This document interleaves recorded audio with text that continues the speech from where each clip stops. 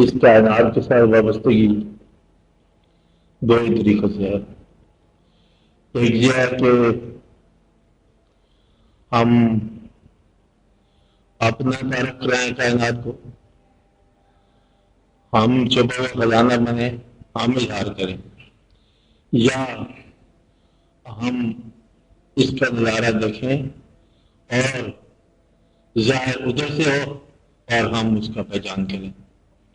پہچان کرنا اور پہچان کرانا دو چیزیں ہیں، دو بڑی اہم ہیں۔ ایک وقت ہوتا ہے ہم پہچان کرانے بیٹھتے ہیں، یہ ہمارا حق ہے۔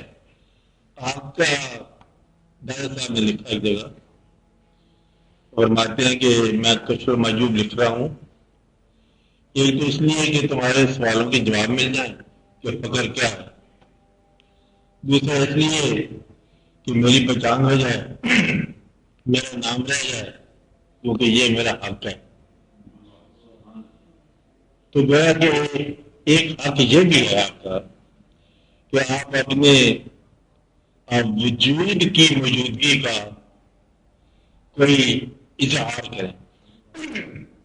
آپ دیکھو کائنات کے اندر تمام پرندے چرند، ان میں ایک آواز ہے، حالانکہ کام وہ جو کرتے ہیں خاموشی سے کرتے ہیں، شکار کرنا، پھاڑنا، لیکن وہ ایک چنگھاڑ ہے، شعر، یہ شعر کا تعارف ہے۔ شعر کا تعارف پنجہ بھی ہے، شعر کا تعارف دانت بھی ہے، جپٹ بھی ہے، لیکن ایک تعارف اس کا دہاڑنا بھی ہے۔ یہ اس کا اظہار ہے اپنی ذات کی پہچان کا، کہ شعر دہاڑے گا، بوڑھا ہو جائے گا تب بھی دہاڑے گا۔ تو ایک مقام آتا ہے کہ ہم اپنی پہچان کرانے پر مجبور ہو جاتے ہیں، اور یہ مقام اس کے اندر سے ہو سکتے ہیں اپنی پہچان سے پہلے، ذاتی پہچان سے پہلے اپنے تعارف کا شوق یا تو ایک کمزور ادیب بنا دے گا، یا خود غلط سیاستدان بنا دے گا، یا گھٹیا قسم کا امیر افسر بنا دے گا کہ خود اپنی پہچان نہیں کی ہے اور لگا اپنی پہچان کرانے، تو وہ کہے گا جی فلاں صاحب نے اپنی کتاب میں یہ کہا ہے، اور اس کے اندر ادیب جتنے کرتے ہیں، تو کسی کا فکرہ یا کسی کی بات سنانے پر مجبور ہو جائے گا، تعارف اپنی ذات کا لیکن کسی کے حوالے سے۔ عام طور پر کمزور مرید ہمارے حضرت صاحب نے فرما دیا، وہ ان کی یہ کرامت ہوگی، ایسا واقعہ ہو گیا، اب اپنی تعارف چونکہ ہے نہیں کوئی، اس لیے اور ذات کا تعارف کرا لیے۔ تو اپنی پہچان کرنے سے پہلے اپنے تعارف کی خواہش اکثر انسان کو نقصان پہنچائے گی، اور بہرحال یہ فطری بات ہے کہ انسان اپنا تعارف کراتا ہے اور اس پر وہ مجبور ہے۔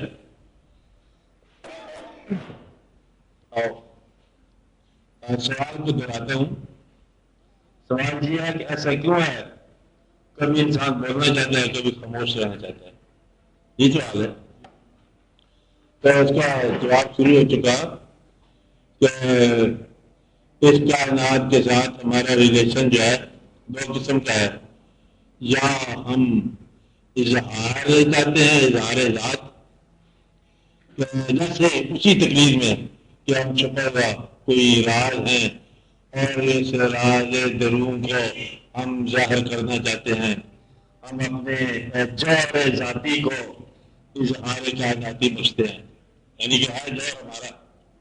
کبھی کبھی یہ خواہش ہوتی ہے، اور کبھی کبھی ہوتا ہے کہ ہم اس کائنات کے راز کو دریافت کریں، سہما ہوا، خاموش، اتنا بڑے وسیع دنیا، عریض دنیا، اس میں ہم کیسے پہچان کریں؟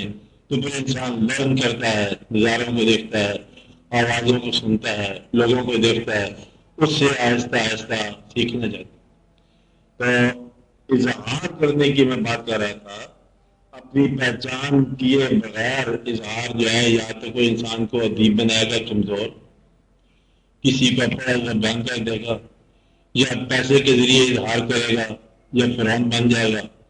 اظہار تو صحیح کرتا ہے نا. اب اور تو صفت ہے وہ نہیں اور لاکھ دے مارے گا کیونکہ بادشاہی بھی ایک اس کا اظہار ہے ظلم.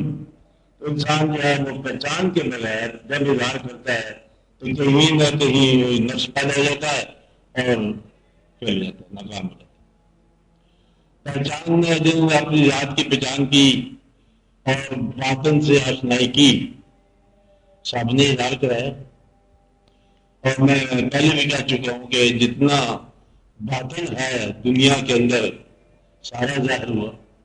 کمال تو یہ ہے سارا ہی باطن اور سارا ہی ظاہر ہوا. فقیروں کے جتنے مکاشفات ہیں الگ ذاتی طور پر ہیں لیکن سارے بیان ہوئے. تو باطن کے آشنائی جو ہے یہ ضرور ظاہر ہوتا ہے. اللہ کریم کے یہ کام ہے کہ کسی ایک دل میں جلوہ گری کر کے کائنات کے اندر وہ اظہار کرا دیتا ہے. یہی طریقہ رہا ہے پیغمبروں کا, ولیوں کا اور ریفارمرز کا کہ ان کو آشنائی ملی اور وہ آشنائی انہوں نے آگے چلائی اشعار میں. اور جب انسان سوچتا ہے تو سوچتا جو ہے نا, سوچنے کے زمانے خاموشی کے زمانے ایسے زمانے ہیں جیسے انسان نہیں, گنگا سہما ہوا, آنکھیں کیا حیرت میں ہیں, جلوے میں گم ہے اور وہ سوچ رہا ہے راز. آپ یوں سمجھو کہ خطاب سے پہلے, خطاب تو خطاب ہے, دعوت سے پہلے سنو, دعوت اسلام سے پہلے, دعوت اسلام جو ہے اظہار ہے, بولنا ہے. دعوت اسلام سے پہلے خاموشی کی غار ہرا سے گزرنا پڑتا ہے. وہ خاموشی کا زمانہ ہے اور وہ حاصل کرنے کا زمانہ ہے اور وہ تلنے کا زمانہ ہے. اظہار کا زمانہ بعد میں آئے گا اور یہ ضرور ہوتا ہے. اس لیے اگر آپ کو خاموش رہنے کا جذبہ ہو تو پھر آپ یوں ہو, اسے کہتے ہیں غار میں غور کرنا. غار میں غور کو آپ کوئی نام دے دو غار کو. غور کا زمانہ, خاموشی کا زمانہ, سہما ہوا زمانہ, دل کے پیش سے آشنائی کا زمانہ, یہ ضروری ہوتا ہے. اس لیے جب آپ بولنے کو آؤ تو حقیقت بولو اور سمجھنے کا تب بھی حقیقت سمجھو. اور اگر آپ کی سمجھ حقیقت ہے تو آپ کی گویائی بھی حقیقت ہوگی. اگر سمجھ کچھ اور ہے تو گویائی بھی غلط ہو جائے گی. اس لیے قسمت والے وہ لوگ ہیں جن کی خاموشی بھی حقیقت ہے اور ان کی گویائی بھی حقیقت ہے. اس لیے اس کا خاموش رہنا بھی حقیقت ہے اور بولنا بھی. یہ تو ایک اپنی بات ہوگی نا. آپ اس میں یوں لکھو کہ اگر اللہ کی طرف سے اس کو لکھا جائے جب چاہے خاموش کرا دے, جب چاہے بلوا دے, حتیٰ کہ یہاں تک کہ وہی بھی نہ آئے تو پھر نہ بولے, پیغمبر بھی نہ بولے کہ جب بلوانے والا نہیں بلایا آپ خاموش ہو گئے. بلکہ کہ یہ اپنی مرضی سے بولتے نہیں ہیں اور جب تک مطلب ان کو بلایا نہ جائے بولتے نہیں ہیں. اس لیے یہ زمانہ آتا ہے کہ جب وہ بلائے تو بولو. اس نے آپ کو گواہی دی ہے, گواہی کے ساتھ خیال دیا ہے, اظہار دیا ہے, ساتھ وہ جرت اظہار دے دے تو پھر وہ بے باکی اور اظہار آپ کرو. اور اگر نہیں تو اب اس میں کسی مسلک کی بنا پر نہ بولو, کسی ضرورت کی بنا پر نہ بولو. انسان سوال بھی بولتا ہے, انسان حال بھی بولتا ہے, انسان ارشاد بھی بولتا ہے. ابھی آپ کا اپنا فیصلہ ہے کہ آپ سوال بولو یا ارشاد بولو یا کچھ سوال بولو یا کوئی اپنی حالت بولو. اب یہ جس مقام پر آپ کو حکم ملا نا اسی مقام سے آپ بولو, اس کے علاوہ نہ بولو. یہ بولنے کی بات ہوگی. اور خاموشی کی بات یہ ہے کہ جو جلوہ دکھایا جا رہا ہے اس جلوے کو آپ دیکھو, اس سے آشنائی کرو اور سکوت سے کلام کرو اور خاموشی کی زبان سننے کی صلاحیت پیدا کرو. خاموشی بھی ایک آواز ہے اور بلکہ بڑی گہری آواز ہے. خاموشی بہت گہری آواز ہے اور آواز بھی ایک آواز ہے لیکن خاموشی بہت گہری آواز ہے.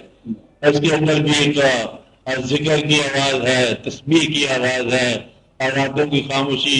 اس لیے زیادہ جو ہوتے ہیں دل والے, فکر والے, غور والے اکثر نیم شب کو اٹھتے ہیں, وہ اس میں خاموشی ہوتی ہے. اس خاموشی میں وہ حقیقت کی آواز کو سن لیتے ہیں اور وہ وقت بھی یہی ہوتا ہے کہ ان کو دور کی آواز آ جایا کرتی ہے.